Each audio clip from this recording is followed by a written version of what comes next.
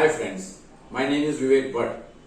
We are here at Wise Purpose to train students in how to use various types of measuring instruments and how to work in mechanical engineering industry. आज ज्यादातर हम ये देखने वाले हैं कि vernier caliper को कैसे यूज किया जाता है, क्योंकि वर्नियर कैलिपर एक मोस्ट बेसिक इंस्ट्रूमेंट है जो कि मैकेनिकल इंजीनियरिंग इंडस्ट्री में सबसे बेसिक में जब एक इंजीनियर एंटर होता है तो मेजरिंग के लिए जो पहला इंस्ट्रूमेंट हाथ में आता है वो वर्नियर कैलिपर रहता है। तो वर्नियर कैलिपर हमें कैसे यूज करना है इसके बारे में आज हम इस वीडियो में आपको जानकारी देने वाले हैं। आज हम आपको यहाँ दो तरह के वर्नियर बताने वाले हैं, एक सिंपल वर्नियर और दूसरा डायल वर्नियर। जो दो टाइप के वर्नियर से कैसे कैसे रीडिंग लिए जाते हैं, कैसे मेजरमेंट लिए जाते हैं।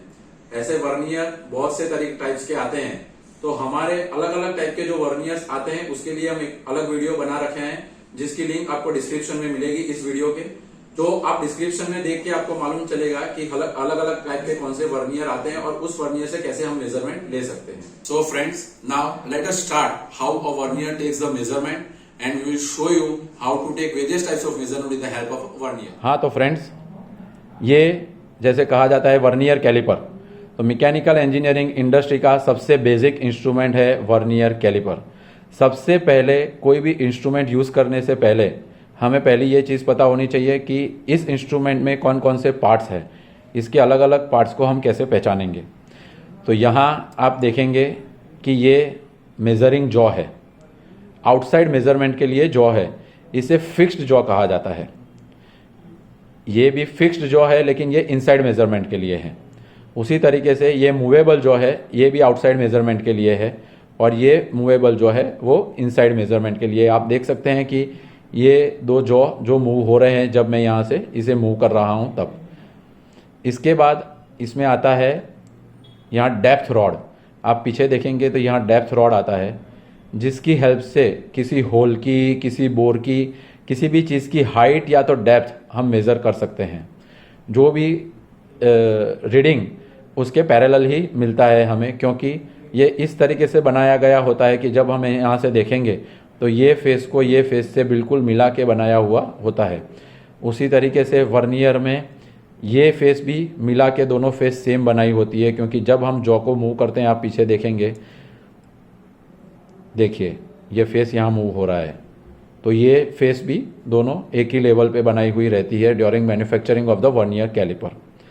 इसके बाद इसका जो मेन पार्ट है इसे बीम कहते हैं, वर्नियर का बीम कहा जाता है, जिसके ऊपर आप देखेंगे कि आपको यहाँ मार्किंग ग्रेजुएशंस दिखाई देते हैं कि जहाँ दिखाया गया है 0, 10, 20, 30, 40, 50, यहाँ 200 mm तक का मेज़रमेंट है। तो ये जो वर्नियर कैलिपर है इसकी रेंज 0 से लेके 200 mm तक की है।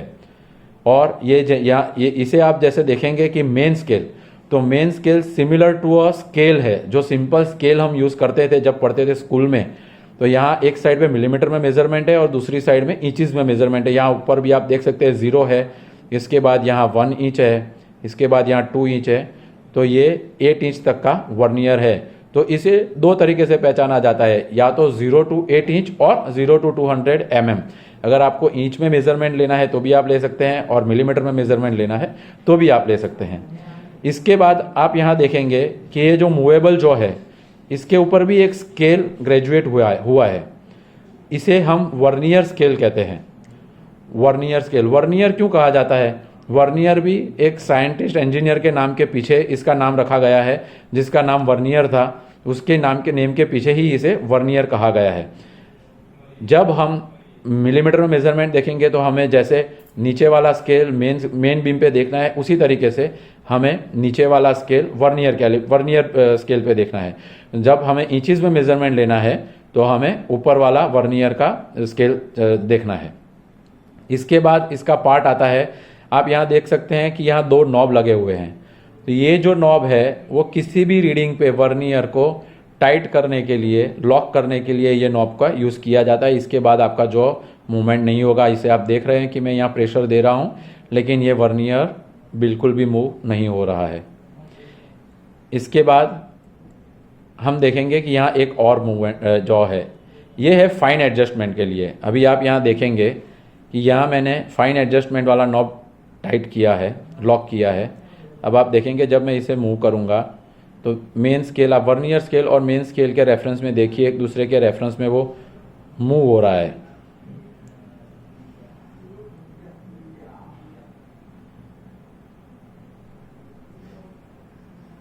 ये देखिए आप, मेन स्केल वर्नियर स्केल के रेफरेंस में मूव हो रहा है, देखिए। तो ये फाइन एडजस्टमेंट के लिए होता है, तो फाइन एडजस्टमेंट का ये यूज़ रहता है। अब हमें इस वर्नियर से मेज़रमेंट लेने से पहले हमें तो ये पता होना चाहिए कि इसमें रीडिंग लिया कैसे जाता है। तो ये रीडिंग लेने के लिए सबसे पहले हमें ये पता होना चाहिए कि ये इंस्ट्रूमेंट का लीस्ट काउंट क्या है। अब लीस्ट काउंट क्या होता है? लीस्ट काउंट मतलब सबसे छोटा मेजरमेंट जो हम इस इंस्ट्रूमेंट के ज़रिए ले सकते हैं। The least measurement that we can make with the help of this instrument is called the least count of that instrument. तो सबसे पहले कभी भी इंस्ट्रूमेंट यूज़ करने से पहले हमें उसका लीस्ट काउंट पता होना बेहद ज़रूरी होता है। अब कोई भी इंस्ट्रूमेंट जब हम हाथ में लेते हैं तो उसका लिस्ट काउंट इंस्ट्रूमेंट के ऊपर लिखा हुआ ही रहता है। हम यहाँ देख सकते हैं, जो ये मिलीमीटर में वर्नियर स्केल है, यहाँ लिखा हुआ है 0.02 mm। इसका मतलब है कि ये मिनिमम रीडिंग 0.02 मिलीमीटर, मतलब कि 20 माइक्रॉन्स तक ये मिनिमम रीडिंग ले सकता है।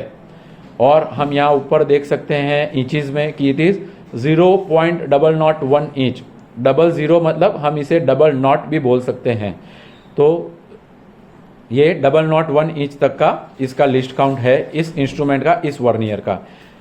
इसी प्रकार से अलग अलग लिस्ट काउंट के वर्नियर मार्केट में अवेलेबल रहते हैं, जिसे हम अगर लिस्ट काउंट मिलीमीटर में बात करेंगे तो 0.5 के लिस्ट काउंट का भी वर्नियर मिलता है और 0.1 के लिस्ट काउंट का भी वर्नियर मिलता है।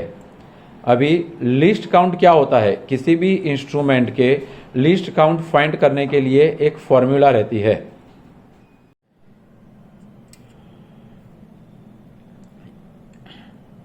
तो हमें सबसे पहले मालूम होना चाहिए कि लिस्ट काउंट क्या है और उसे कैसे हमें लिस्ट काउंट पता चलता है कि इस इंस्ट्रूमेंट का लिस्ट काउंट क्या है। सपोज यहाँ लिखा हुआ नहीं है कि जैसे यहाँ लिखा है कि 0.02 mm, तो अगर यहाँ 0.02 लिखा हुआ नहीं है तो हमें इस इंस्ट्रूमेंट का लिस्ट काउंट ढूंढना है। तो हम क्या करेंगे? आप सब लोग इंजीनियरिंग में जो इंजीनियर्स है, इंजीनियरिंग में पढ़ चुके हैं और शायद सबको मालूम होगा कि किसी भी इंस्ट्रूमेंट का लिस्ट काउंट ढूंढने का एक फॉर्मूला है, और वो फॉर्मूला है कि value of smallest division on main scale. तो यहाँ हम देखेंगे ये वर्नियर कैलिपर पे smallest division of main scale. Main scale कौन सा है हमारा? ये। तो यहाँ पे स्मॉलेस्ट डिवीजन मतलब कि हमारा 0 से 1 जो एक डिवीजन है, एक डिवीजन का वैल्यू क्या है? तो यहाँ पे 1 mm है, क्योंकि ये जो पूरा ग्रेजुएशन है वो मिलीमीटर में किया हुआ है। तो ये हमारा एक डिवीजन का वैल्यू 1 मिलीमीटर है। तो 1 millimetre divide by total number of divisions on vernier scale, मतलब ये जो हमारा वर्नियर स्केल है इसके ऊपर टोटल जितने डिवीजन्स है, तो टोटल यहाँ पे आप देखोगे कि 0 से 1 तक 5 डिवीज़न किए हैं, तो यहाँ टोटल 10 तक है। तो 10 × 5 इज 50 डिवीजन्स। वर्नियर स्केल पे यहाँ पे 50 डिवीजन्स किए हैं, तो हमें डिवाइड बाय 50 करना है। तो 1/50 जब हम करते हैं तो उसका हमें आंसर मिलता है 0.020 मिलीमीटर। 020 मिलीमीटर मतलब कि 20 माइक्रॉन्स, हम दूसरी लैंग्वेज में कह सकते हैं दैट इज़ 20 माइक्रॉन्स। आप इसे अब जब हम इंडस्ट्री में होंगे तो कोई भी आपको रीडिंग बोलेगा, कुछ भी बोलेगा, तो 0.02 ऐसा कुछ नहीं बोलेगा, सिर्फ 0.2 ही बोलेगा। तो जब कोई 0.2 बोलता है, 0.5 बोलता है, 0.6 बोलता है, 0.1 बोलता है, तो इसका मतलब हमें समझना है कि वो पॉइंट के बाद की डिजिट की बात हो रही है और आगे के जो डिजिट है उसे हमें 0 ही कंसिडर करना है। 0 पॉइंट या तो जो भी बेसिक उसका रीडिंग दिखा रहा है वो। अब हम देखते हैं कि इस वर्नियर से आउटसाइड मेजरमेंट हम कैसे करेंगे। यहाँ हमारे पास कंपोनेंट है, ये हमारे पास कंपोनेंट है। ये कंपोनेंट का आप ओडी देखेंगे तो हमें ओडी मतलब outside diameter, short form use होता है हमेशा इंजीनियरिंग में, तो उसे हम ओडी कहते हैं। ओडी मतलब आउटसाइड डायमीटर। तो ये आउटसाइड डायमीटर हम इस तरीके से इसे मेज़र करेंगे। तो ये अब मेज़र करने के बाद हमें इसका रीडिंग लेना है कि क्या आया। तो यहाँ इसे हमने लॉक कर दिया। प्रेशर इतना देना है कि जॉब घूमना भी चाहिए और गिरना भी नहीं चाहिए। आप देख सकते हैं कि जॉब गिर नहीं रहा है, यहाँ जॉब पकड़ा हुआ है तो जॉब गिर नहीं रहा है, लेकिन जॉब देखिए आप रोटेट हो रहा है, घूम रहा है। तो इतने प्रेशर से हमें चेक करना है। अभी हमें रीडिंग कैसे मालूम चलता है, हमें यहाँ देखना है। सबसे पहले हमें ये देखना है कि वर्नियर स्केल का जो ज़ीरो है, यहाँ जो वर्नियर स्केल का ज़ीरो है वो मेन स्केल के कौन से डिवीज़न पे कोइंसाइड करता है। तो यहाँ हम देखेंगे कि वर्नियर स्केल का ज़ीरो मेन स्केल पे 20 के बाद 21, 22, 23, 24 फोर्थ डिवीज़न मीन्स 24 mm पे कोइंसाइड करता है। तो इसका सबसे पहले हमारा जो बेसिक रीडिंग आएगा वो आएगा 24 mm। अब हमें देखना है कि वर्नियर स्केल का कौन सा ग्रेजुएशन या कौन सा मार्किंग परफेक्टली मेन स्केल से मैच करता है। इस केस के अंदर ये कंपोनेंट का OD 2400 बना हुआ है, इसलिए ये 24 पे 0 वाला जो डिवीज़न है वही मेन स्केल पे परफेक्टली मैच कर रहा है, यहाँ आप देख सकते हैं। लेकिन इसी तरीके से अगर हम देखेंगे, आपको मैं एक और नया एग्जांपल दिखाता हूँ कि सपोज हम इसका लेंथ मेज़र करते हैं, ये भी आउटसाइड मेज़रमेंट ही कहा जाएगा। आप देखेंगे कि जॉब घूम सकता है लेकिन गिर नहीं रहा है, इसे हमने टाइट कर लिया। अब हम देखेंगे तो यहाँ कौन सा कैसे रीडिंग लेना है। तो सबसे पहले आप देखेंगे कि मेन स्केल के ऊपर ज़ीरो जो है वर्नियर स्केल का वो 20 से आगे जा चुका है, यानी कि पहले डायमेंशन 20 तो हो ही चुका है। तो हम यहाँ डायमेंशन लिखने के वक्त 20 पहले लिखेंगे, 20 पॉइंट। अभी पॉइंट के बाद क्या डायमेंशन है वो हमें देखना है एग्जैक्टली। तो हमें देखना है कि कौन सा वर्नियर स्केल का कौन सा ग्रेजुएशन या मार्किंग परफेक्टली मैच हो रहा है। तो हम यहाँ देखेंगे कि यहाँ वर्नियर स्केल पे 2 के बाद थर्ड वाला जो मार्किंग है वो मैच हो रहा है इसके साथ। तो 2 मतलब हमने यहाँ लिस्ट काउंट हमने देखा था, इस इंस्ट्रूमेंट का लिस्ट काउंट है 20 माइक्रोन 02। तो यहाँ हम देखेंगे तो वर्नियर स्केल पे 0 से चालू होके 1 पे हम जब जाते हैं, 0 to 1 मीन्स 5 डिविजन्स। तो 5 divisions multiply by 02 that is of the list count. List count मतलब क्या हुआ कि वर्नियर स्केल का जो एक डिवीजन है उसका वैल्यू कितना है। तो वर्नियर स्केल का एक डिवीजन का यहाँ वैल्यू 02 है, तो यहाँ हम 5 डिवीजन है तो उसका 0.1 हुआ। लेकिन यहाँ हमें 2 के बाद तीसरा डिवीजन मैच हो रहा है, इसका मतलब है 0.2 हुआ। ये 2 मतलब 0.2, हमें इसे 0.2 कह सकते हैं। इसके बाद थर्ड डिवीजन मतलब 2, 2, 4, 2, 6 बिकॉज 02 का स्टेप है, तो 02, 04, 06। तो हम यहाँ लिखेंगे कि 20 पहले बेसिक डायमेंशन आया था, फिर वर्नियर स्केल पे आया 0.2 और तीसरे उसके बाद आया कि 0.06। अब जब इसका हम टोटल करेंगे तो हमें रीडिंग मिलेगा 20.26। तो इसका हम जो लेंथ है आप देख सकते हैं कि ये 20.26 का रीडिंग है। इसी तरीके से अगर हम देखेंगे कि वर्नियर कहीं जाके सपोज जब हम मेजरमेंट ले रहे हैं तो यहाँ जाके कहीं रुका है, यहाँ रुका है, तो आप देख सकते हैं कि वर्नियर स्केल का 0 30 के आगे निकल चुका है, मतलब बेसिक डायमेंशन 30 तो है ही। उसके बाद आप देखेंगे तो वो 31 के बहुत करीब है। इसका मतलब हमें इमीडिएटली मालूम चल जाना चाहिए कि हमारा जो रीडिंग आएगा वो कहीं कहीं 31 के करीब आएगा। तो हमें पीछे से देखना होगा, यहाँ हम पीछे से देखना शुरू करेंगे कि कौन सा रीडिंग मैच हो रहा है। तो हम यहाँ देखेंगे 9 के बाद तीसरा वाला, 9 के बाद तीसरा वाला मतलब 0.902 मीन्स 92, 94 और 96। तो यहाँ पे इसका रीडिंग है 30.96। क्लियर है, आप समझ सकते हैं क्यों। जैसे आप देख रहे हैं उसी तरीके से एक और हम एग्जांपल लेंगे।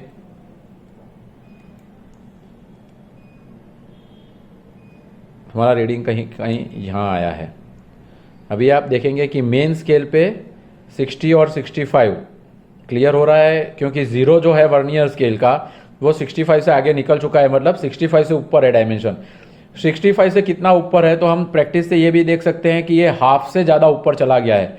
इसका मतलब 0.5 से ज़्यादा तो रीडिंग है ही, तो 0.5 तो हम चले ही जाएंगे। 0.5 के बाद हम आगे जाएंगे, 0.6 भी मैच नहीं हो रहा है, 0.7।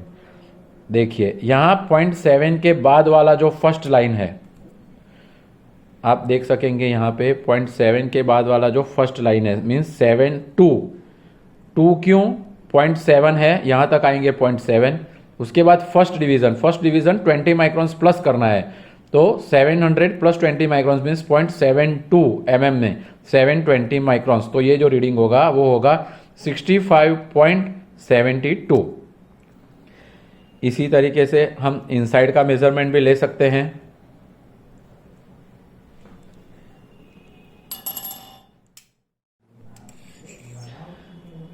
फ्रेंड्स, अब हम आपको बताएंगे कि ये इनसाइड जॉस है, how you can measure with the help of this inside jaws. तो इनसाइड जॉ से इनसाइड मेजरमेंट होता है। आप देख सकते हैं कि जब यहाँ फिक्स्ड जॉ और main jaw movable jaw outside measurement का 0 हो जाता है, तब आप देखेंगे कि यहाँ भी ये 0 हो रहा है, यहाँ भी 0। तो इसी हिसाब से ये इंस्ट्रूमेंट बना होता है ताकि यहाँ आके वो 0 हो जाए। अब इससे हम मेजरमेंट कैसे लेंगे? सिमिलरली और कुछ करना नहीं है, हमें सिर्फ ये जॉ यूज़ करने हैं। जैसे कि ये जॉब में ये आईडी है, आईडी मीन्स इनसाइड डायमीटर, ये आईडी हमें मेज़र करना है, तो इसे हम इस तरीके से लेंगे और इसे ऐसे चेक करेंगे। सबसे पहली चीज़ ध्यान रखने वाली ये है कि आईडी ओडी चेक करते वक्त एंगल इंपॉर्टेंट नहीं है, लेकिन आईडी चेक करते वक्त आप किस एंगल में इंस्ट्रूमेंट को पकड़ते हो वो बहुत इंपॉर्टेंट है।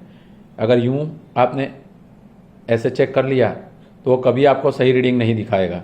परफेक्ट रीडिंग लेने के लिए आपको एग्जैक्टली राइट एंगल पे 90 डिग्री पे ही इंस्ट्रूमेंट को होल्ड करना पड़ेगा, और वो प्रैक्टिकल यूज़ से आपको पता चलेगा कि कैसे किया जाता है। अब हम यहाँ देख, सिर्फ हमें जॉ इनसाइड वाला यूज़ करना है, बाकी जो साइज़ रीडिंग है वो यहीं से लेना है। जैसे अब ये साइज़ आया है और इस साइज़ को हम यहाँ लॉक किया तो क्या साइज़ आया, हम देख सकते हैं कि 0.25 तक पहुँच चुका है। 20 और 5 डिविजन्स दूसरे 25। उसके बाद हम देखेंगे 0 से ऊपर गया है, 0.1 से भी ज़्यादा है क्योंकि 0.1 भी 30 से मैच नहीं हो रहा है। अभी हम 0.2 जाते हैं तो देखिए आप देख सकते हैं कि 0.2 वाला जो है वो 30 से मैच नहीं हो रहा है मेन स्केल से, उससे पहले आ जा रहा है, इसका मतलब उससे कम है। तो आप यहाँ देखेंगे कि 0.1 के बाद वाला तीसरा वाला लाइन परफेक्ट मैच हो रहा है। यहाँ 0.1 के बाद वाला तीसरा वाला लाइन मेन स्केल से मैच हो रहा है, मतलब 0.1, 12, 14 और 16, ये रीडिंग है 25.16। जिस तरीके से हमने लिया आप देख रहे हैं कि ये हमने ऐसे रीडिंग लिया। अभी हम जब आपके हाथ में इंस्ट्रूमेंट आएगा तभी आपको प्रैक्टिकल एक्सपीरियंस तो मालूम चलेगा, लेकिन अभी जो फाइन एडजस्टमेंट की बात थी, तो फाइन एडजस्टमेंट कैसे पता चलता है? यहाँ आप देख रहे हैं, देखिए ये वर्नियर जॉ मूव हो रहा है, अभी ये अंदर चला गया है। अभी हम इसका मेज़रमेंट ले रहे हैं, ये टच नहीं हो रहा है, तो फाइन एडजस्टमेंट से हमें टच करना है। हम फाइन एडजस्ट, देखिए आप जॉ मूव हो रहा है, हाँ ये कहीं जाके टच हुआ, और ये परफेक्ट 90 डिग्री होना चाहिए इंस्ट्रूमेंट। जब आपका इंस्ट्रूमेंट 90 डिग्री है तभी आपको सही रीडिंग दिखाएगा। इसके बाद इसे बाहर निकाल के हम यहाँ रीडिंग ले सकते हैं। जैसे आप देख सकते हैं 25 के ऊपर है रीडिंग, 2 के ऊपर है, तो इस तरीके से हम इसको रीडिंग ले सकते हैं। इसके बाद इसका और एक तरीका है रीडिंग लेने का कि डेप्थ, आपको जैसे मैंने बताया था कि यहाँ से ये डेप्थ बार से आप किसी चीज़ की डेप्थ मेज़र कर सकते हैं। तो हमारे पास यहाँ एक जॉब है, यहाँ इस जॉब में आप देख सकते हैं कि ये फेस से काउंटर बोर किया गया है, तो ये फेस से कोई स्पेसिफिक डेप्थ पे ये बोर किया गया है, तो वो डेप्थ हमें चेक करनी है। तो ये इस तरीके से रखा है, हमें इसे 90 डिग्री पे ले जाना है। मेज़रिंग वाला जो फेस है वो अंदर टच करना है, और बाहर वाला जो फेस है वर्नियर का, ये बॉडी वाला फेस है, इसे हमें नज़दीक ले जाना है इस तरीके से, ताकि हमें परफेक्ट साइज़ मिलेगा। और ये जो आया इसके बाद इसे लॉक किया जाता है, और वापस वही तरीके से जैसे आप यहाँ देख रहे हैं कि ये परफेक्टली 0 वाला रीडिंग 10 पे मैच हो रहा है, मतलब इसका डेप्थ 10 mm है। यहाँ इस बोर का डेप्थ 10 mm है। इसी तरीके से ये जो होल है यहाँ आपको दिख रहा है, ये फेस में होल किया गया है। तो ये जो होल है वो होल की डेप्थ हमें चेक करनी है। तो किस तरीके से कर सकते हैं हम, जैसे ये वर्नियर कैलिपर है और ये हमारा बार है, इसे हम पहले अंदर टच कर दिया, इसके बाद इसे टच, ये रीडिंग लिया। अभी हम यहाँ रीडिंग ले सकते हैं कि जैसे आप देख सकते हैं कि ये 21 प्लस कहाँ तक है, आप देख सकते हैं कि 0.4 के करीब कहीं है। तो 21.442 के करीब इसका डेप्थ है। तो ये इस तरीके से डेप्थ मेजरमेंट करने के लिए भी ये यूज़ हो सकता है। इसके बाद में और एक इसका यूज़ है, जैसे हमने आपको बताया पीछे वाले जॉ का। तो ये हम कब यूज़ कर सकते हैं, सपोज़ हमें ये फेस से ये फेस का डिस्टेंस मेज़र करना है, इसमें ये फेस से ये फेस का साइज मेज़र करना है। तो हमें इस तरीके से ये जॉ को, ये बॉडी के इस पोर्शन को, जॉ को टच करना है और मूवेबल जॉ को इस तरीके से नज़दीक ले जाके टच करना है। अब जब हमने इसे टच किया तो हमें एक रीडिंग मिल गया। ये कहाँ टच हुआ आप देख सकते हैं, ये मैंने इस तरीके से यहाँ टच किया है। तो यहाँ जो टच किया तो वो हमें रीडिंग मिला। वो रीडिंग वापस हमें वहीं हमारे मेन स्केल और वर्नियर स्केल पे उसी तरीके से लेना है जैसे हम आउटसाइड मेजरमेंट करते हैं।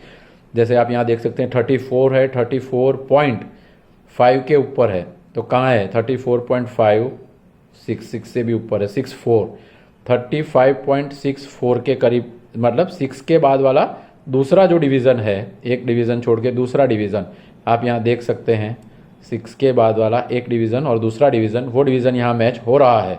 तो उससे हमें मालूम चलता है कि 6, 62 और 64। तो ये साइज़ है 34। ये बेसिक डायमेंशन हो गया जो मेन स्केल पे दिखाया 34.64। इस तरीके से हम वर्नियर से अलग अलग मेज़रमेंट ले सकते हैं।